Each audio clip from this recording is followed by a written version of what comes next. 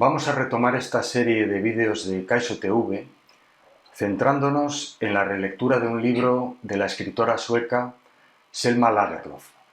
A finales del siglo XIX y principios del XX, las decisiones de la comisión responsable de otorgar los premios Nobel de Literatura dependían sobre todo de la opinión del poeta y crítico ultraconservador Carl David af Wirsén, que se encargó de vetar a figuras como Zola, Tolstoy, Ibsen y Pérez Galdós.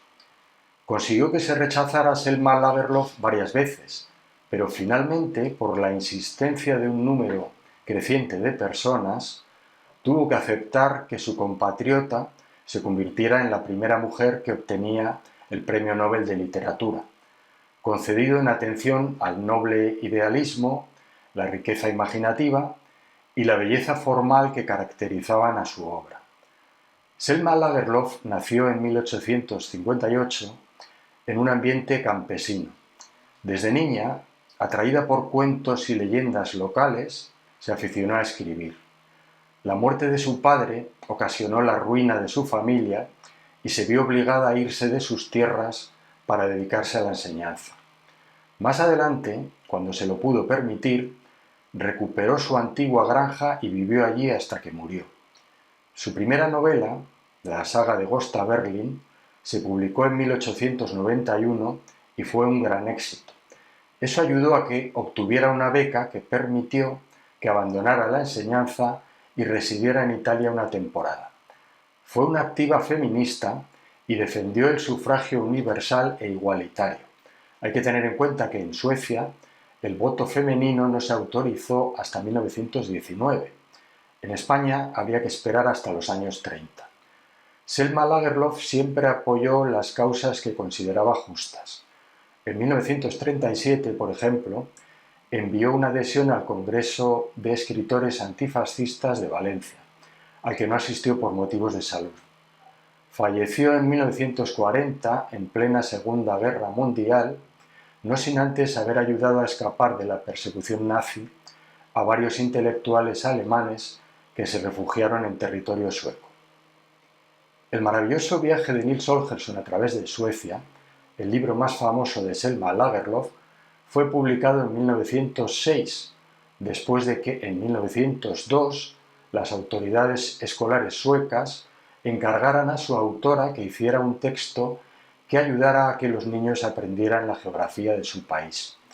El resultado no se limitó a cumplir sus propósitos didácticos, pues se convirtió en una de las obras cumbre de la literatura infantil, un referente para generaciones de escritores, como el japonés Kenzaburo Oe, que lo mencionó en el discurso que leyó cuando le concedieron el Premio Nobel en 1994. Inspirándose en historias de Rudyard Kipling y aprovechando su conocimiento de temas folclóricos y leyendas populares, Selma Lagerlöf combinó con maestría fantasía y realidad para crear una narración cautivadora en la que el protagonista es un muchacho al que, por su mal comportamiento, un duende ha convertido en un ser diminuto que entiende el lenguaje de los animales. Las circunstancias le obligan a viajar con una bandada de patos silvestres, siguiendo rutas migratorias de marzo a noviembre.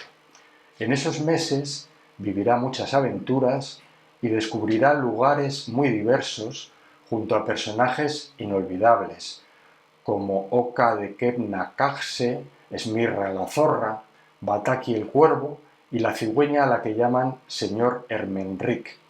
De sus vivencias aprende lecciones fundamentales y se transforma en una mejor persona. Al leer un libro por primera vez, se genera una impresión que, entre otros factores, depende de la edad, la personalidad y el estado de ánimo de quien lee. Si yo hubiera conocido ahora la novela de Nils Holgersson, supongo que me hubiera parecido encantadora, pero probablemente no me hubiera dejado una huella profunda. Pero yo completé su primera lectura siendo un niño, y por eso fue tan importante para mí. El Círculo de Lectores había editado la obra con un mapa desplegable donde se marcaba el recorrido de los patos. Yo lo miraba una y otra vez porque mientras leía, la imaginación me llevaba a las regiones que el texto describía. Años después, cuando visité Suecia gracias al Interrail, sentí una emoción especial al ver, a finales de invierno, el mar helado junto a Estocolmo.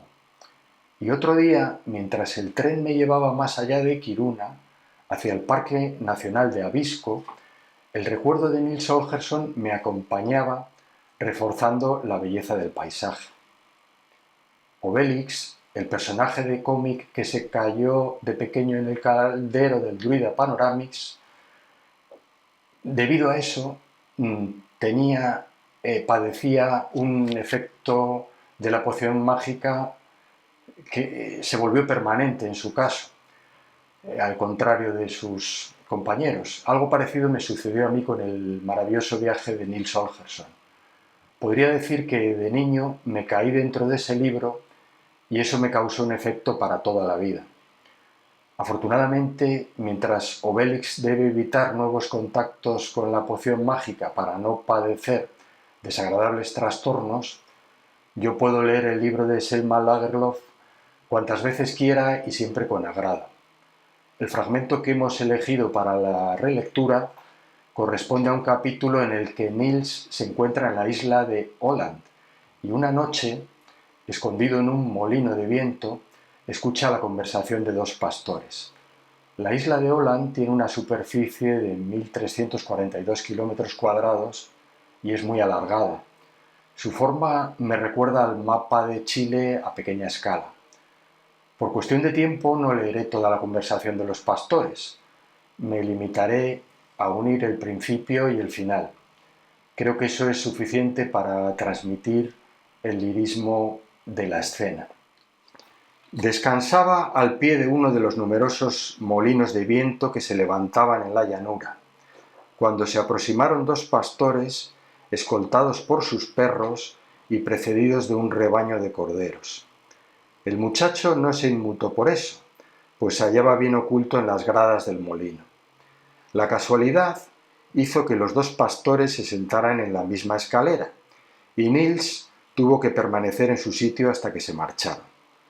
Uno de los pastores era un joven cuyo aspecto no ofrecía nada de particular. El otro era un viejo extraño. La pequeñez de su cabeza contrastaba con la grandeza de su desmedrado cuerpo.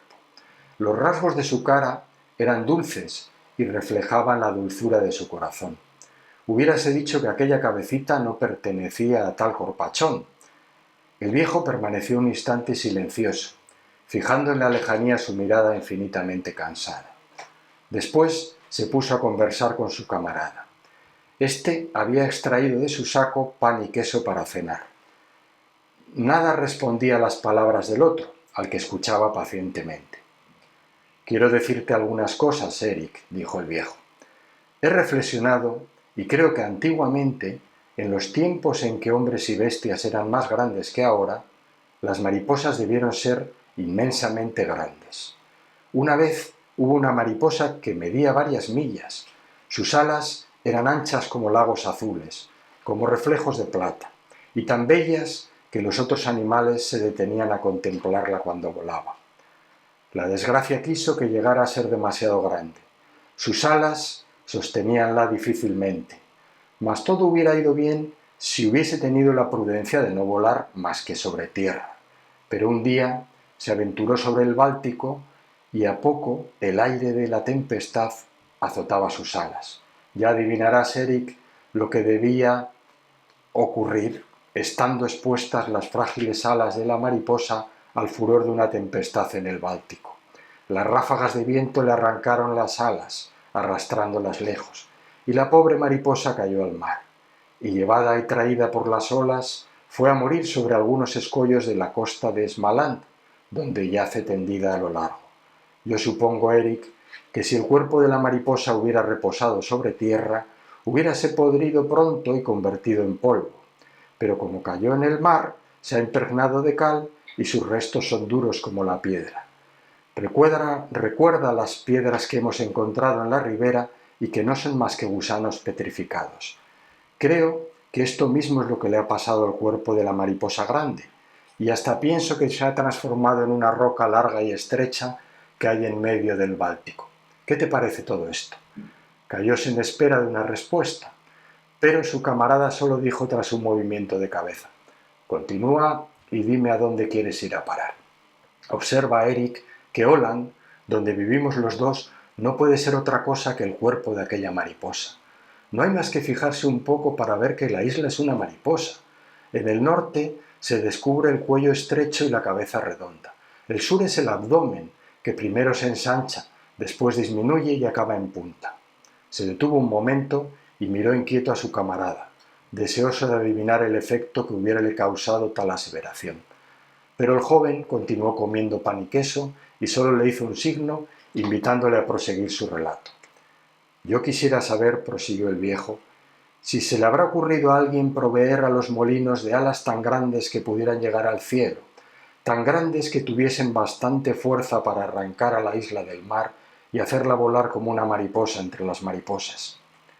«Algo de cierto debe haber en tus palabras», repuso el joven, «porque en las noches de estío, cuando el cielo forma una inmensa bóveda azul sobre la isla, me ha parecido a veces que quería escapar de las aguas y volar». Pero el viejo, que había instigado al joven a hablar, ya no le escuchaba. «Yo quisiera saber», continuaba diciendo en voz muy baja, voz de misterio, «si hay alguien capaz de explicarme por qué se experimenta aquí, en este sitio, esta nostalgia que he sentido todos los días de mi vida y que se insinúa en el pecho de todos los moradores de la isla. Yo quisiera saber si alguno ha comprendido que esta languidez proviene simplemente de que la isla entera es una mariposa que suspira por sus alas». Un saludo y hasta la próxima relectura.